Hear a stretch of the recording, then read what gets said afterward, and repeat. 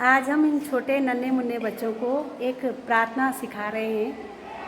सभी को आती है, लेकिन इन छोटे बच्चों को सिखाने में बड़ी कठिनाई होती है, क्योंकि ये छोटे हैं, सीख भी नहीं पाते और समझ भी नहीं पाते हैं।